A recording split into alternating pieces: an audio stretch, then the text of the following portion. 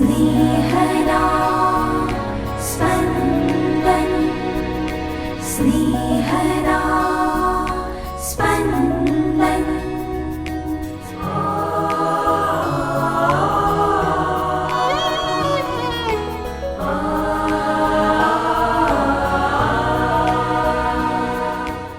સામાન્ય કાળના 33મા અઠવાડિયાનો બુધવાર.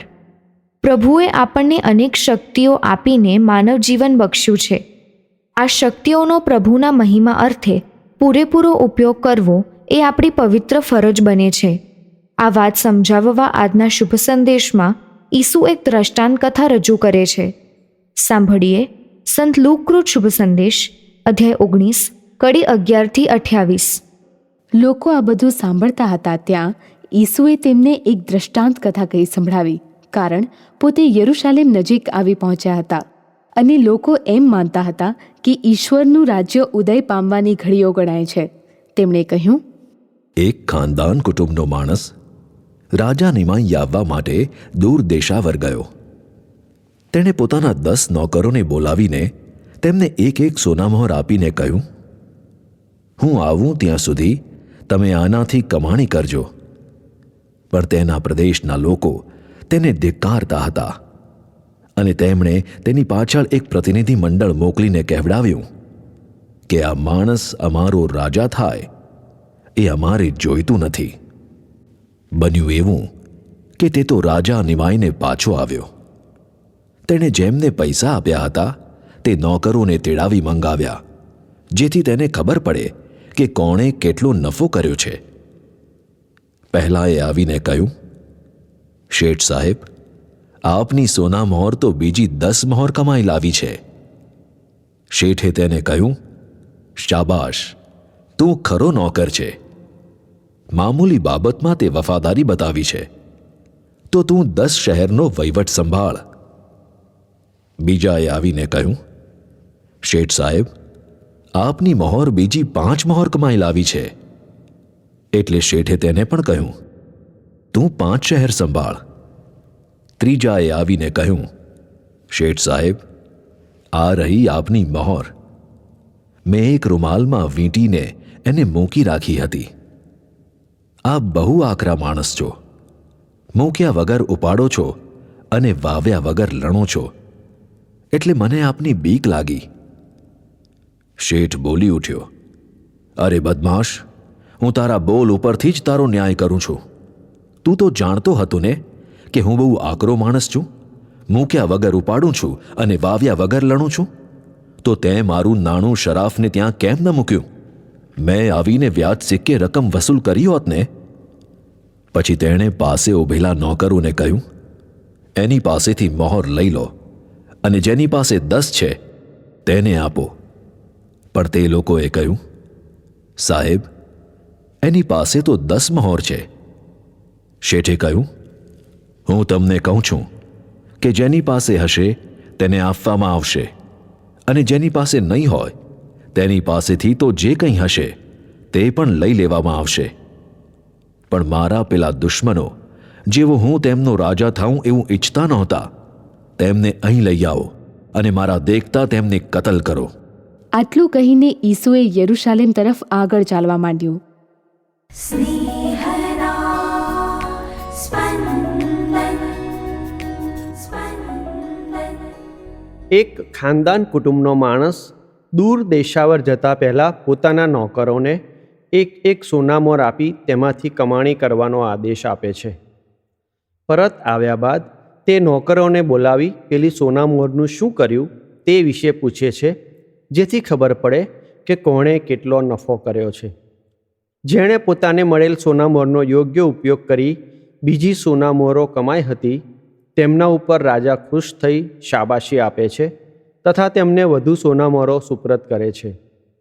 પણ જે નોકર પોતાને મળેલ સોનામોરનો ઉપયોગ કર્યા સિવાય એમને એમ રાખી મૂકે છે, તેમને તેમની પાસેથી તે સોનામોર પાછી લઈ લેવામાં આવે છે. પ્રભુ ઈચ્છે છે કે આપણે આપણને મળેલ શક્તિઓ, આપણને મળતી તકોનો સદુપયોગ કરીએ. આપણે પણ પ્રભુને પ્રસન્ન કરવા હોય તો આ મોંઘેરા જીવનમાં મળેલી સોનામોરો સમાન વિવિધ બક્ષિસો સાચવીને રાખી મૂકવાને બદલે અન્યોની સેવા માટે વહેંચીએ, પ્રભુના મહિમા અર્થે ઉપયોગ કરીએ. પ્રભુએ આપણને જીવન આપ્યું છે, જેનો પ્રભુના મહિમા માટે ભરપટ્ટે ઉપયોગ કરવો એ આપણી પવિત્ર ફરજ બને છે. આપણને પ્રભુએ વિવિધ કૃપાદાનો આપેલ છે, અનેક શક્તિઓ આપી છે. દરેકને પોતપોતાની ક્ષમતા અનુસાર આપ્યું છે. આ શક્તિઓનો એક દિવસ આપણે પ્રભુની આગળ હિસાબ રજૂ કરવો પડશે જ. આ શક્તિઓ મૂકી રાખવા કે સાચવી રાખવા નથી આપી, પણ તેનો ઉપયોગ કરવા માટે આપેલ છે. આ શક્તિઓનો સદુપયોગ ના કરીએ, તેમને યોગ્ય જગ્યાએ ન વાપરીએ તો તે શક્તિઓ કુંઠિત થઈ જાય છે, તેનો વિકાસ થતો નથી. જે આ શક્તિઓનો ઈશ્વરના રાજ્યની સેવા માટે ઉપયોગ કરે છે, તેમને પ્રભુ તરફથી વિશેષ કૃપાદાનો મળે છે. અને જે આ શક્તિઓને વેડફી નાખે છે, તેઓ નવી કૃપાઓ તો પામવાનું દૂર, ઉપરથી પોતાની શક્તિઓ પણ ગુમાવી બેસે છે. જેની પાસે હશે અને તેનો ઉપયોગ કરતા હશે, તેને પ્રભુ વધુ આપે છે, પરંતુ જે ઉપયોગ કરતા નથી, તેમની પાસેથી તે શક્તિઓ પરત લઈ લેવામાં આવે છે. પ્રભુને પ્રાર્થના કરીએ કે પ્રભુ, તમે અમને મોંઘામૂલો માનવ દેહ આપ્યો છે, વિવિધ બક્ષિસોથી અમને નવાજ્યા છે, જેનો યોગ્ય ઉપયોગ તમારા મહિમા અર્થે કરીએ, બીજાની સેવા માટે કરીએ, એ માટે અમને આશીર્વાદિત કરો.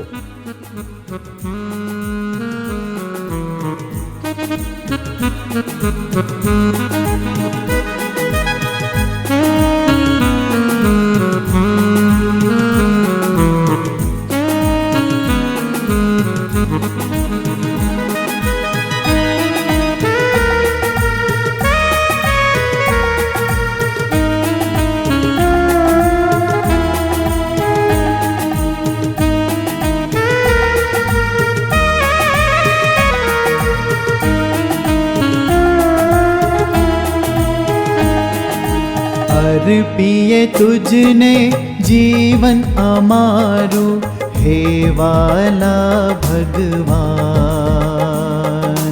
अर्पिए तुझने जीवन અમારું, હે વાલા ભગવાન. तारी भेंट छे तारे काजे, तारी भेंट छे तारे काजे, हे प्यारा भगवान. अर्पिए तुझने जीवन अमारू, हे वाला भगवान. अर्पिए तुझने जीवन અમારું, હે વાલા ભગવાન.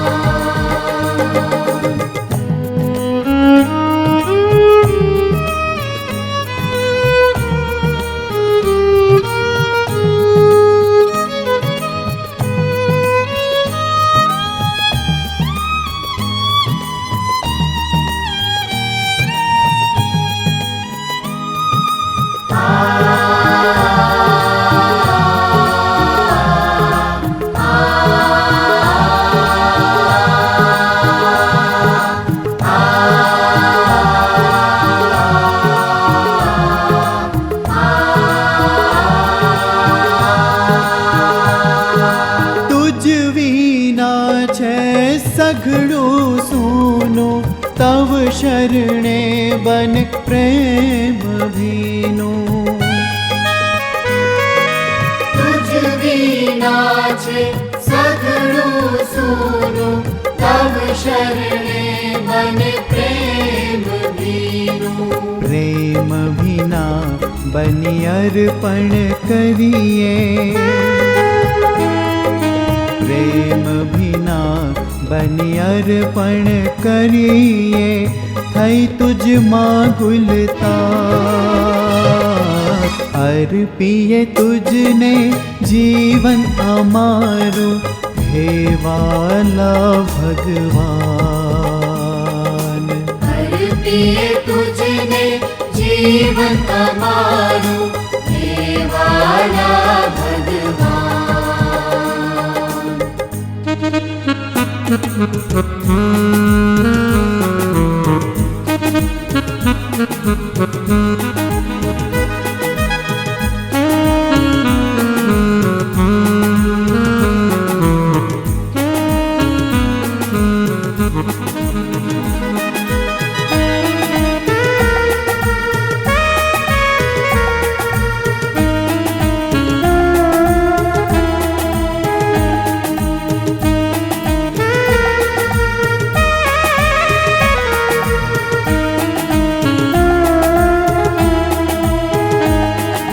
सुख दुख चिंता आशा निराशा निश दिन जोइए श्रद्धा द्वारा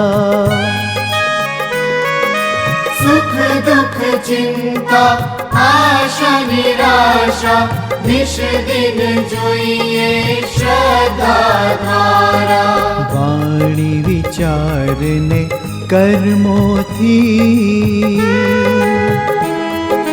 वाणी विचार ने कर्मोथी दइए तब पहचान अर्पिए तुझने जीवन अमारू हे वाला भगवान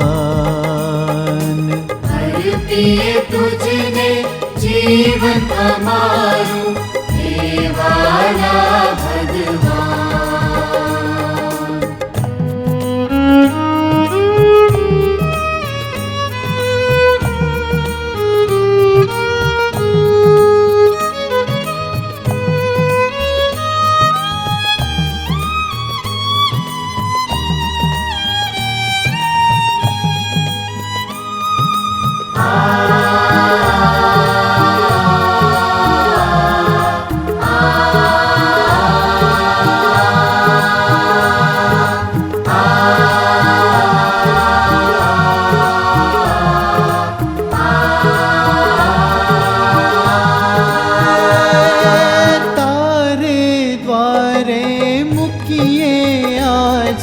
हम तन मन धन पूरा दिले तारे द्वारे मुखिए आज हम तन मन धन पूरा दिले तव पुत्र ना बलि निसाथे तव पुत्र ना बलि निसाथे स्वीकार जे आदान अर्पिए तुझने जीवन अमारू हे वाला भगवान अर्पिए तुझने जीवन अमारू हे वाला भगवान तारी भेट छे तारे काजे तारी भेट छे तारे काजे हे प्यारा भगवान अर्पिए तुझने जीवन अमारू हे वाला भगवान